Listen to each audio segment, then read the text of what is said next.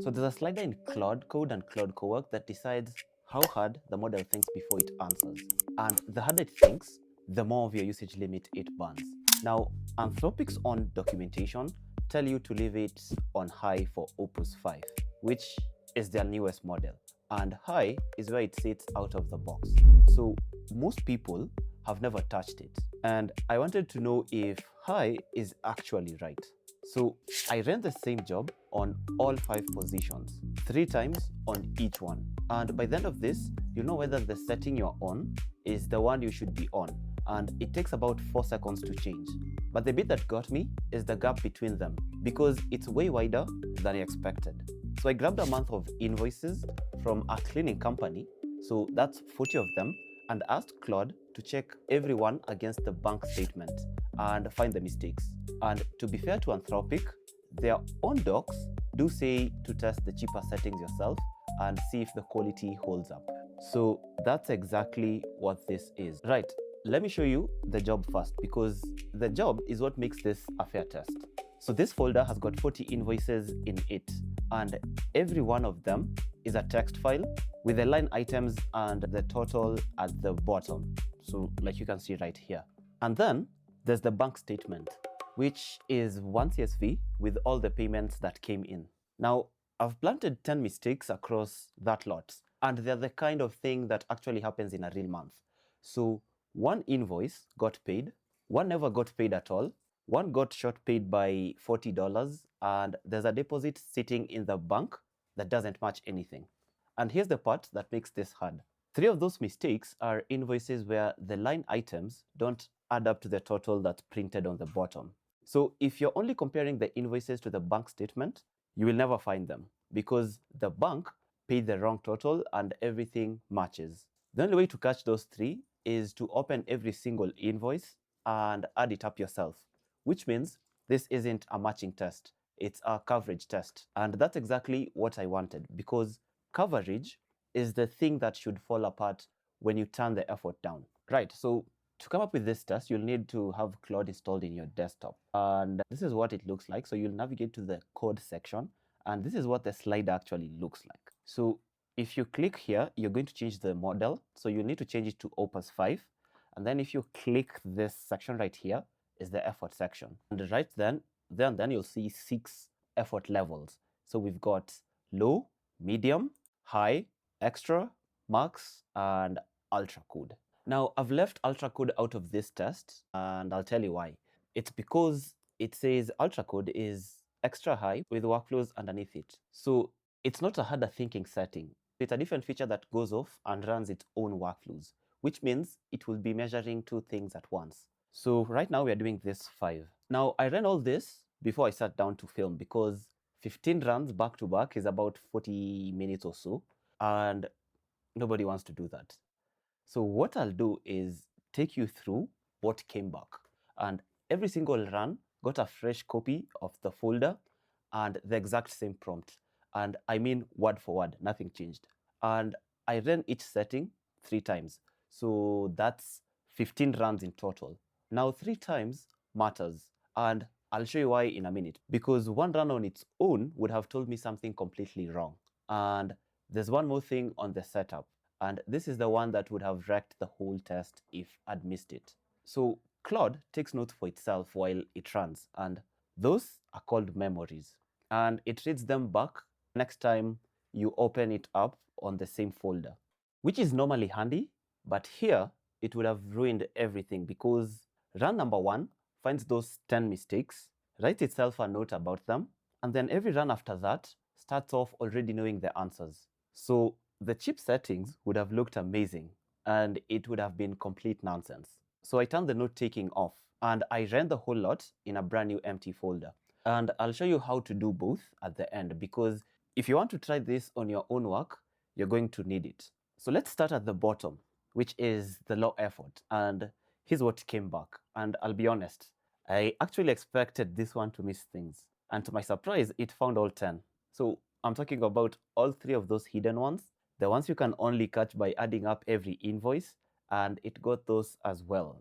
It got 0 false alarms. So it didn't flag anything that was actually fine. And it did the whole thing in about 50 seconds. Now here's the bit I didn't see coming.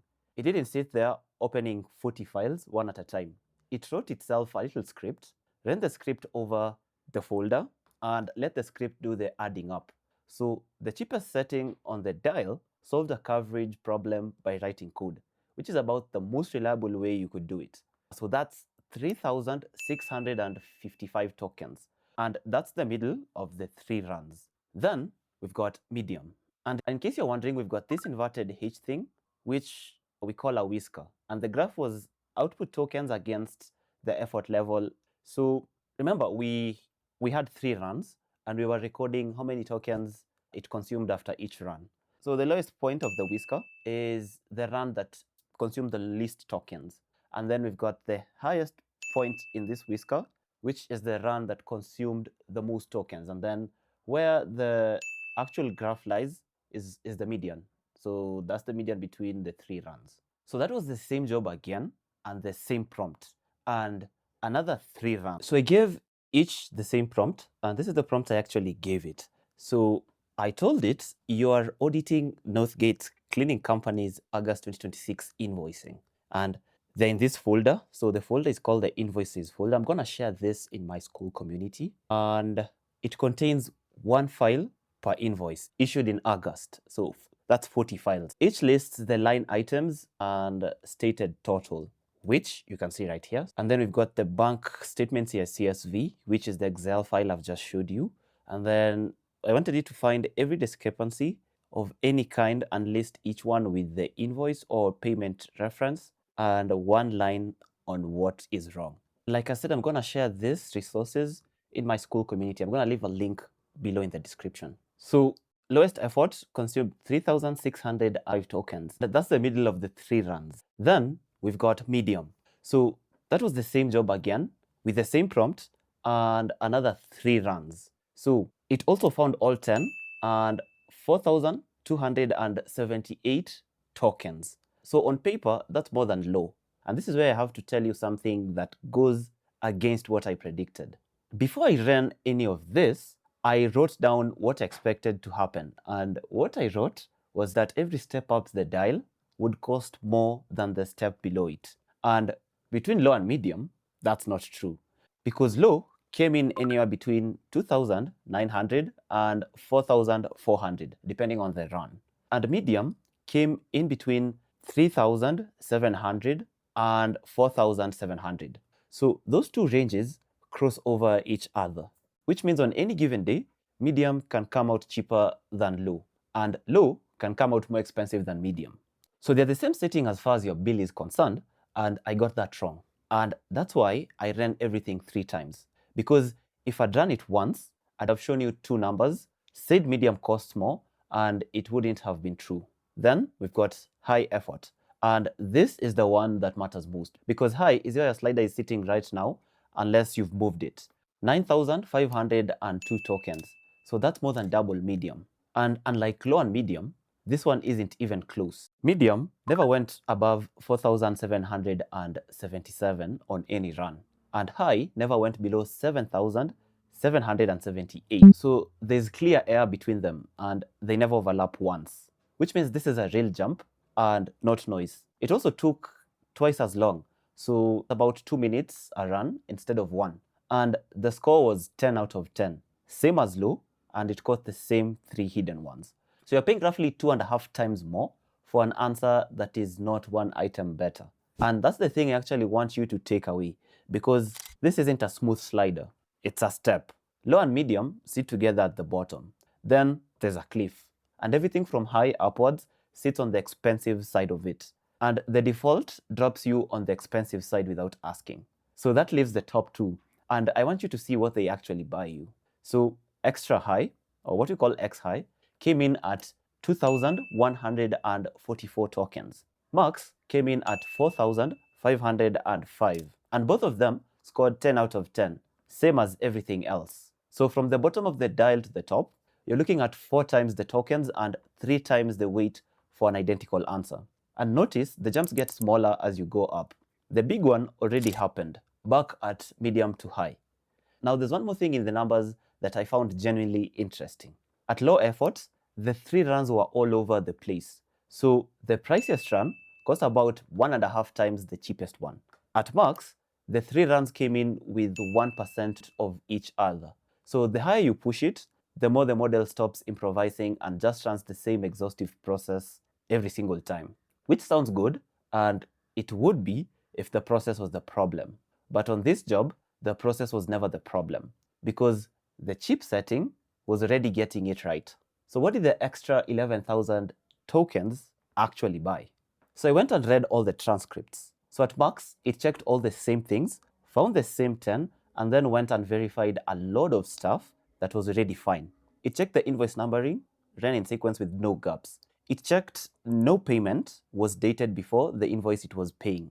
It checked there were no negative amounts. And then it wrote me a paragraph telling me all of that was fine. So none of it was wrong. It just wasn't worth 11,000 tokens. Right, so the answer, on this kind of work, use low. And if that makes you nervous, use medium.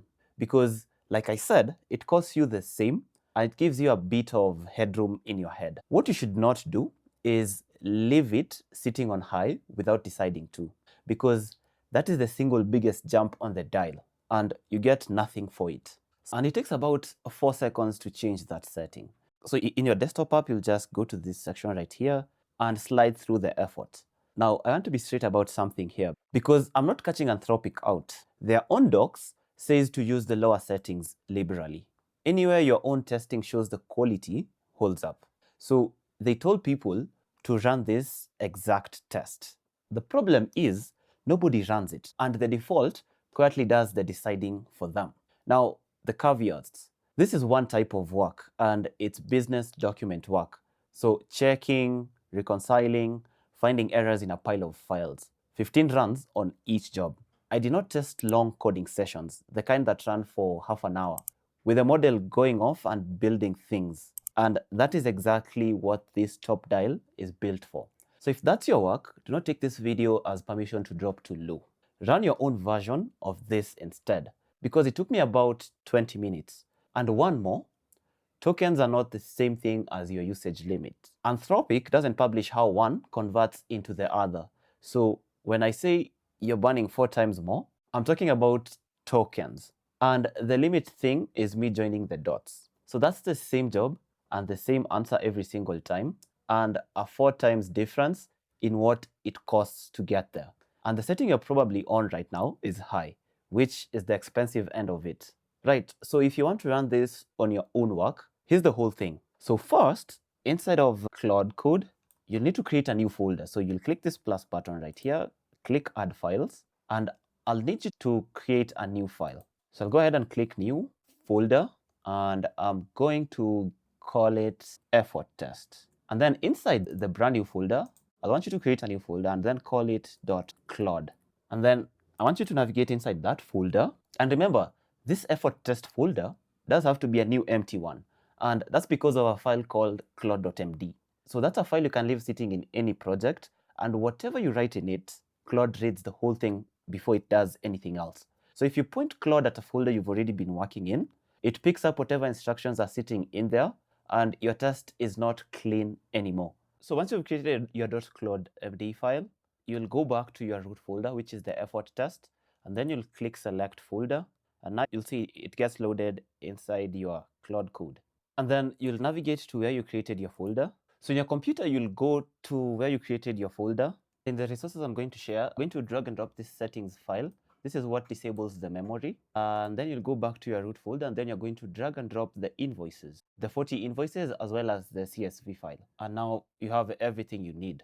Now, what you're going to do is you're going to open up the prompt. So I'm going to click open with Notepad, and here's the prompt. So I'm going to copy this, paste the prompt inside of Claude Code, and now adjust the effort level with each run. Once each run is done, I'm going to type / clear and then hit enter. So it's going to clear everything in this chart. So hope you enjoyed watching the video. I'll see you in the next one. Don't forget to comment if you've got a question, and don't forget to subscribe if you like this type of content.